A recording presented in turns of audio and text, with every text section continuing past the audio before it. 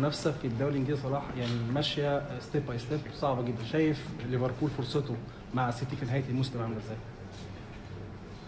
والله انا قلت الكلام ده من اول الموسم. احنا دلوقتي بتلعب على الدوري وعندك طموح انك تكسب الدوري، فطبعا المنافسه صعبه جدا. اي فرقه هتفرط في النقط الموضوع بالنسبه لها صعب جدا انها تعوضها. لكن دلوقتي خلاص اخدت 8 ماتشات في الدوري، عندك ماتشات صعبه، عندهم ماتشات صعبه، فكل اللي انت تقدر تعمله انك تكسب ال8 ماتشات بتوعك، وبعد كده تسيبها ان شاء الله يقعوا ماتش وتقدر انت تكسب الدوري يعني. لكن انا بالنسبه لطموحنا احنا بالنسبه للدوري انت خلاص اخدت 8 ماتشات، وده الوقت اللي انت لازم تؤمن كل اللي جواك انت تقدر تكسب الدوري. فانا مؤمن بده من البدايه ولسه لحد الان يعني. استاذ احمد يعقوب اتفضل. اسمي احمد يعقوب، صحفي جريده اليوم السابع. سؤال الكابتن محمد صلاح، طبعا بهنيك على المستوى اللي انت محافظ بشكل كويس جدا على ادائك المتميز وسفير لمصر في العالم كله. سؤالي انت مثالك ومثلك الاعلى بالنسبه ل سواء في المجال الرياضي او عموما في الحياه.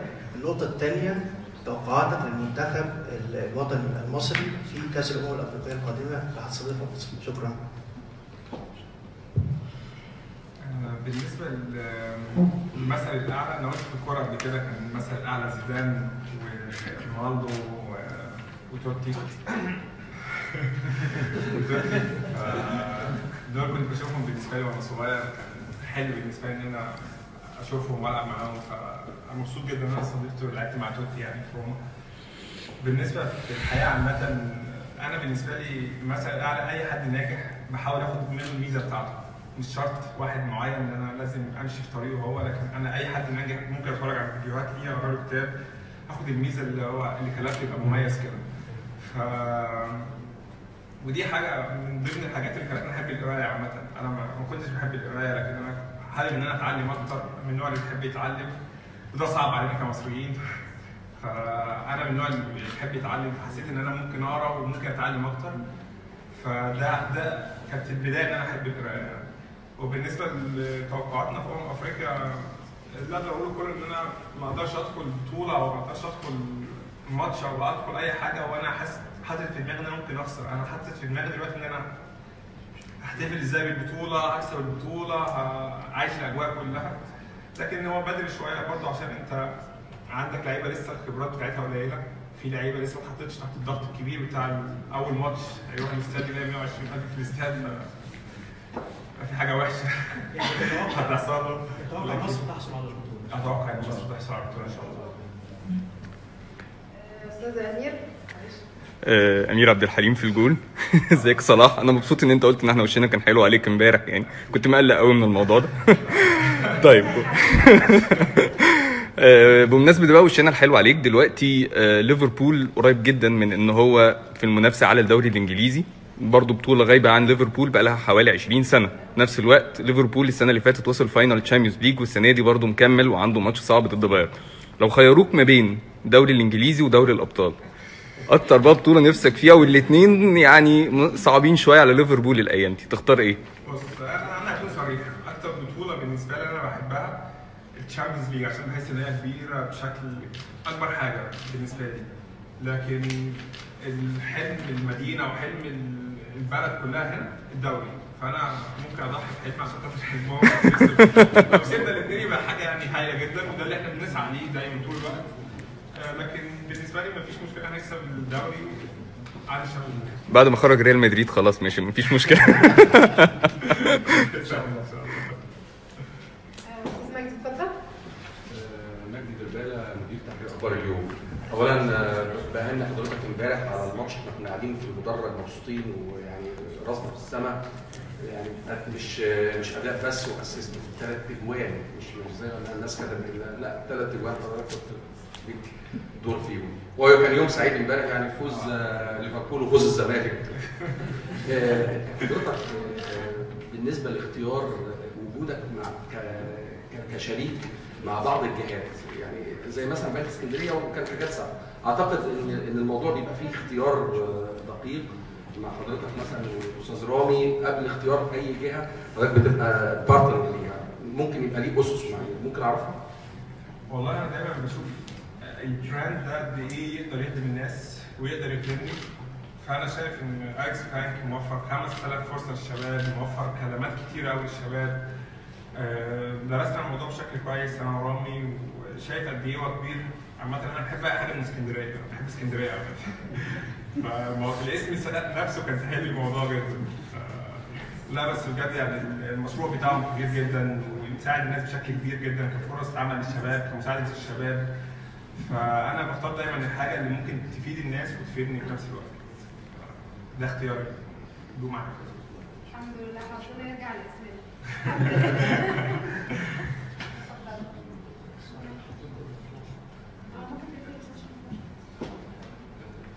استاذ قدور اتفضل. مساء الخير يا كابتن.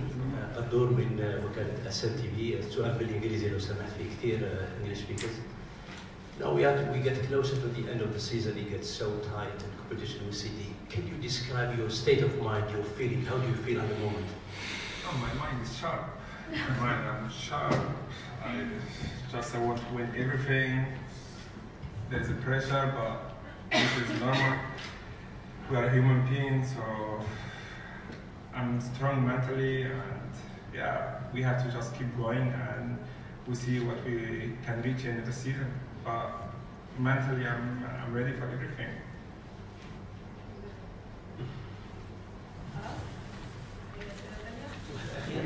لا السؤال كله يا استاذ خليفه. لا انا هخلص دي كان صحيح. كابتن حاول نفس كلام زميلك خليفه ادهم، رئيس تحرير العام الاقتصادي والمشرف على صفحات لائحه الاقتصاد في الاهرام. انا بحيي حضرتك وكل الناس لما عرفت ان احنا جايين كلهم قد ايه، حتى اساتذه الجامعات كبار الحقيقه كانوا بيكلموني امبارح قد ايه كلهم مشتاقين وبيحيوا حضرتك، وده شعور جميل جدا ان في حد بيمثل نموذج نجاح كبير قوي قوي محافظ على مستواه، فده نموذج لكل الشباب. يعني هسال سؤال مهم لحضرتك، ازاي مستر كابيوني والاستاذ شريف قالوا ان حضرتك الشراكه مع الكابتن محمد صلاح عملت نجاحات كبيره جدا في 2018، عملت مليون بطاقه ومتابعات زي ما قال الاستاذ رامي طه 3,750,000 متابعات، في تفاعل وصل 70% عشان الكابتن محمد صلاح اول ما يذكر. فده ازاي نستغل ونستثمر هذه الشراكه الجديده الحقيقه مع كابتن ونجم كبير محمود وليه جماهيريه واسعه، ان احنا ننقل المبادئ اللي مستر كامبيون اتكلم عنها في الشراكه الى جيل جديد من الشباب يقتدي بالكابتن محمد صلاح. شكرا. بس اتفضل ايه؟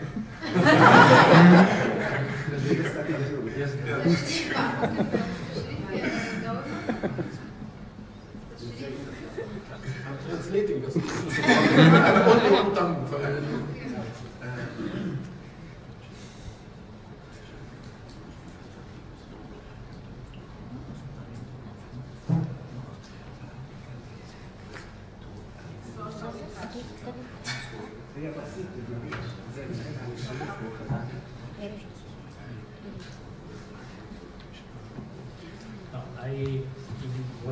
What they said, what the colleague also said, that this partnership lies from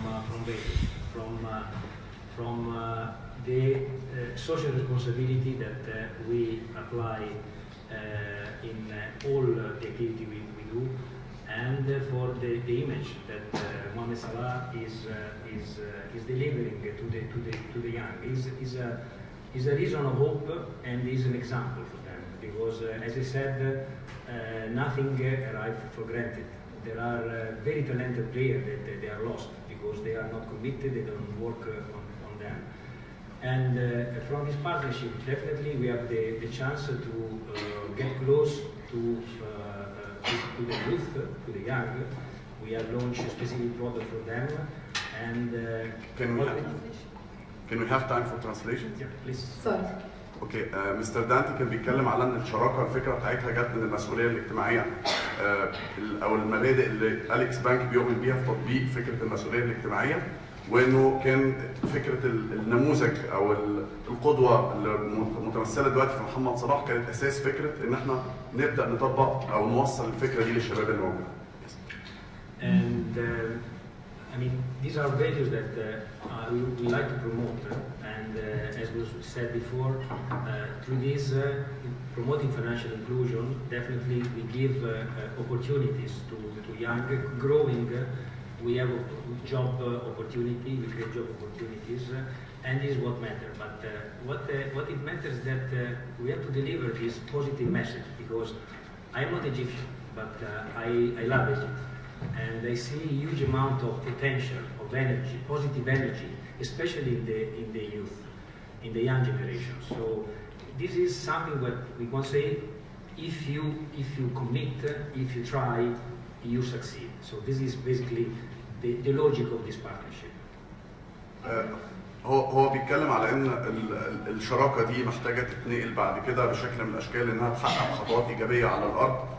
احنا بنتكلم في توفير فرص عمل للشباب، في الشمول، نشر فكره الشمول المالي ان جنرال في مصر، دخول ناس جديده للقطاع المصرفي، وده كله بيؤدي الى اضافه للاقتصاد ككل في الاخر. انا بس عايز اضيف على اللي قاله مستر دانتي ليك يا استاذ خليفه. في الكلمه اللي انا قلتها احنا كان في رد واضح ان محمد ايكون شباب عن اصراره وقوته نجاحاته اخلاقه، عشان كده قلت ان احنا هو دي النماذج اللي لازم نقتدي بيه، وهو ده الرد. ان ازاي المؤسسات الكبرى تختار نموذج، فالنموذج ده مش نجاح بس، لا النموذج ده تصرفات، النموذج ده اخلاقيات، النموذج ده عنده طريق ماشي فيه زي ما محمد رد على كل سؤال متخطط، وهو ده اللي بنحاول نوصله. ان لو قررنا النموذج ده مصر هتبقى في حته ثانيه خالص. ده بمنتجات، لما انا استخدم محمد صلاح على منتج، فانا عايز ابعت رساله للعميل، للولد الصغير، ان هو ده الرول موديل او هو ده القدوه. اشكرك. شيماء اتفضلي. مايك فين؟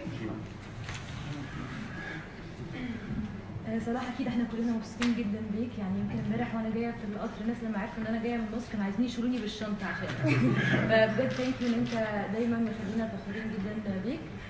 كنت عايزه اسالك ازاي بتقدر تتخلص من الضغوط النفسيه اللي بتبقى عليك والناس كلها دايما مستنيه منك سواء في مصر او هنا في ليفربول انك تجيب اجوان؟ بصراحه الضغط كبير، يعني انا لما بتيجي تبصي مصري عربي افريقي وصلت المكان دي ما حدش وصل لها قبل كده، والتأثير نفسه على الناس كبير جدا. أنا من نوع شوية ما بتأثرش جامد بالسوشيال ميديا، مقتنع إن هي حاجة كبيرة بس ما بتأثرش بيها. بالنسبة لي ده واحد داخل احترامي، يعني مش كلهم. ممكن الولد الصغير داخل يكتب كومنت كويس ووحش، ممكن يشتمك ويطلع يجري وبتاع. أنا بالنسبة لي ده خلاص، هي دلوقتي السوشيال ميديا كبيرة جدا، بتأثر في الناس بشكل كبير. خلاص حاسس إن أنا كبرت بقى على الكلام ده.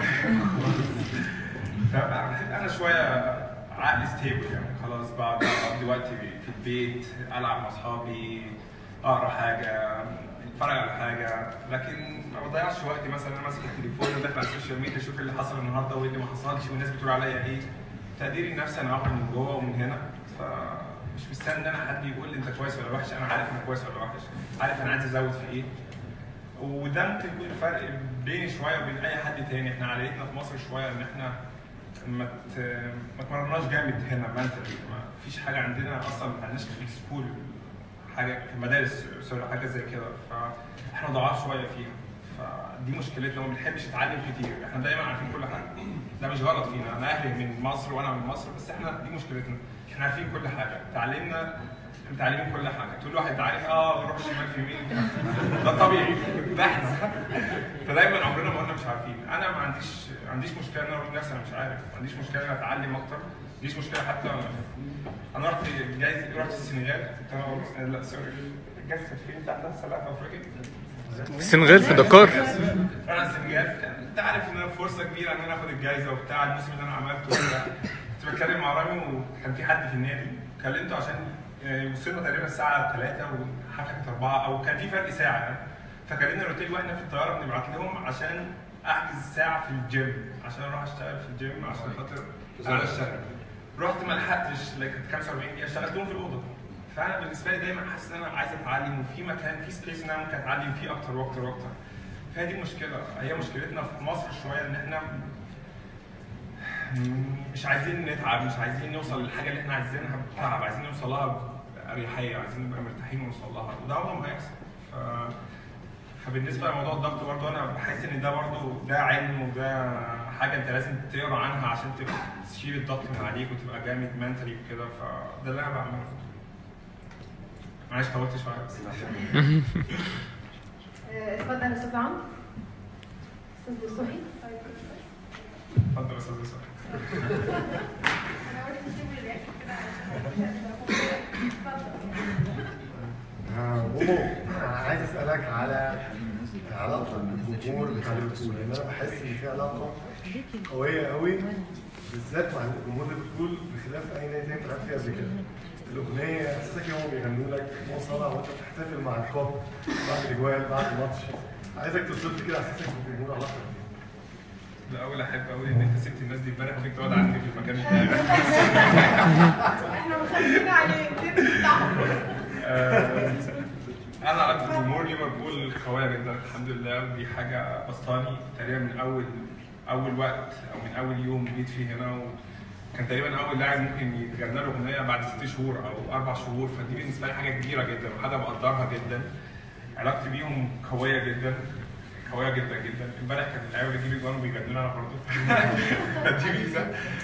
فانا سعيد طبعا بالعلاقه دي، وبحاول دايما اخلي في تواصل بيني وبين الجمهور، وحاجه انا حريص عليها بصراحه، حاجه انا حاببها جدا وفخور ان هي موجوده، ودي حاجه برضه بتساعدني جوه الملعب بشكل كبير ان انا اقدر ادي وان انا اقدر ازق لي نفسي اكتر واكتر واكتر ان انا اطلع كل اللي عندي في الماتش او في ماتشات عامه. مرة تانية أحب أكرر شكري للاعب الكبير محمد صلاح على وجوده معانا النهارده، وشرف لينا إنه يكون سفير لبنك اسكندرية وممثل لبنك اسكندرية.